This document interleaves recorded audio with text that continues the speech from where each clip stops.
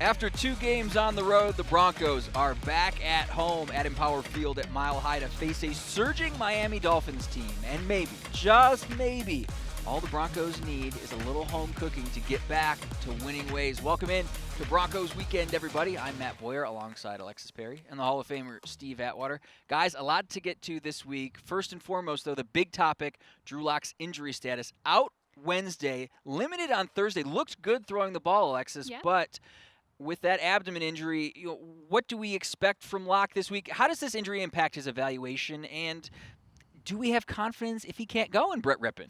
Well, I think that, fans have every right to be really frustrated with the showing that they've seen from Drew Lock the past couple of weeks. It's really important to note that he needs to play every single snap that he is physically capable of playing because this is his audition season. Now, I understand that there really is a fine line between putting a guy out there so he can go and experience and learn from those growing pains and putting him in a situation that might actually be detrimental to his career long term. But Drew Lock, not a soft guy. He's not the kind of guy who's going to let a 4-pick game really determine the future of his NFL career. So while I know it's really frustrating in Broncos country, they really want to rip their hair out right now, just remember, this guy, he's not going to be able to learn how to read a NFL defense if he doesn't go out there and do it. He's not going to gain confidence on a critical third down under pressure if he doesn't actually go out and make one of those passes. So it's really important for Drew Lock to go out there and have this experience. So please be patient. But in terms of Brett Rippon, if he does get the start this week, I don't think he will. I think Drew Lock will be good to go. But if he does,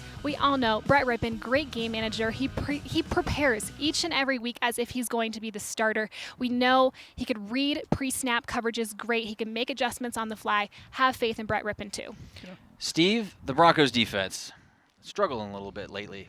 Over 30 points given up in the last 4 games at least. So when you're in this type of a rut, what do you got to think about? What do you need to get back to kind of get this defense on the right track? Well, first of all, we got to stop the run. And at the start of the season, early in the season, we did a really nice job of it. But the last 3 games, it hasn't been as good.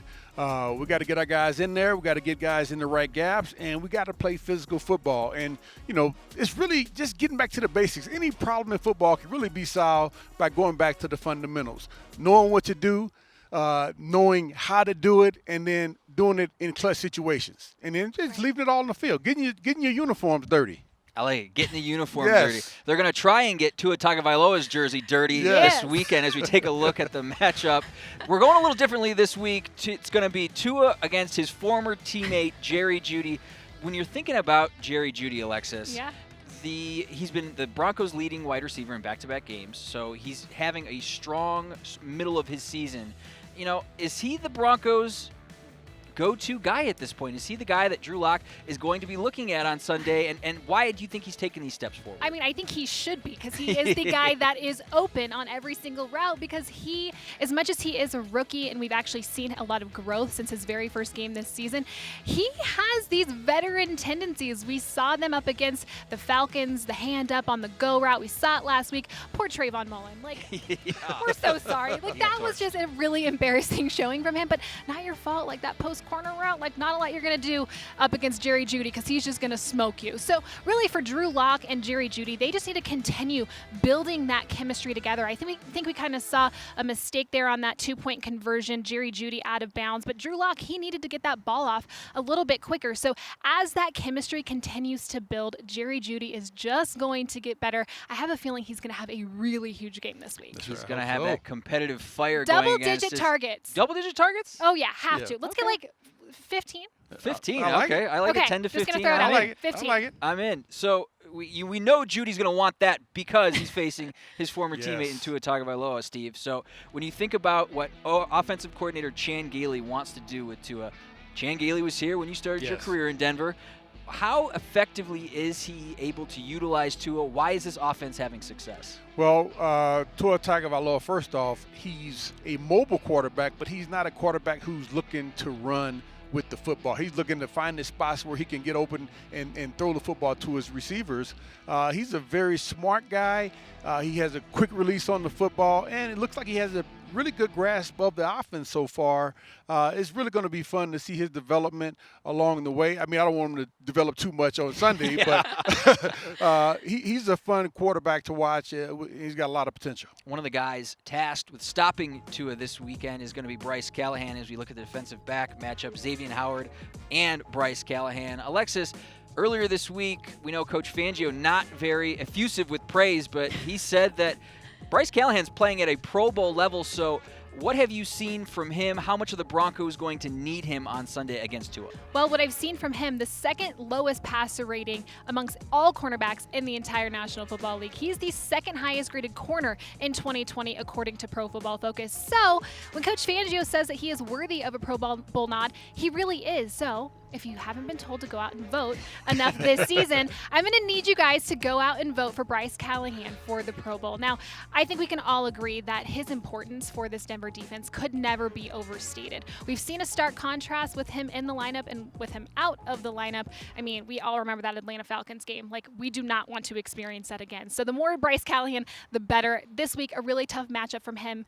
He's going to be going up against Devontae Parker or Jakeem Grant, depending on which package the Broncos are really in. So a tough week from him, but I think if he has a really good outing, this team, this defense has an opportunity to also as a whole look really, really good. Fingers crossed. Steve, on the flip side, though, Xavier Howard, the Dolphins only have 8 interceptions. 5 of those are in Howard's back pocket. Man, so plays. he's playing exceptionally well right now. So thinking about that Dolphins defense, at the beginning of the season, they probably weren't a top 5 defense in your mind, but right now, top 5 in points allowed, top 5 in takeaways. So why is this group rolling right now? Yeah, I got to be honest. When I looked at the calendar in the beginning of the year, I was like, oh, yeah, Dolphins.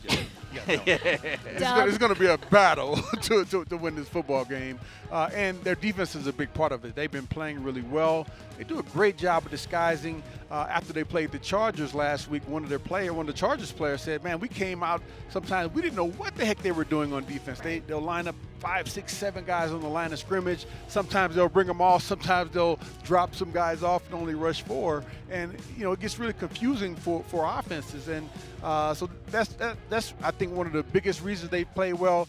But they all fly to the ball. They're all trying to, like I say, get their jerseys and uniforms dirty. They're trying to get involved in the play, and that's a big part of being a good defense. Everybody has to put on themselves to make the play, and they're doing that right now. That disguising of defense and that toughness you just talked about, one of the big reasons why Brian Flores has these guys playing at such a high level, and one of the reasons why Flores is considered one of the best young coaches in this league.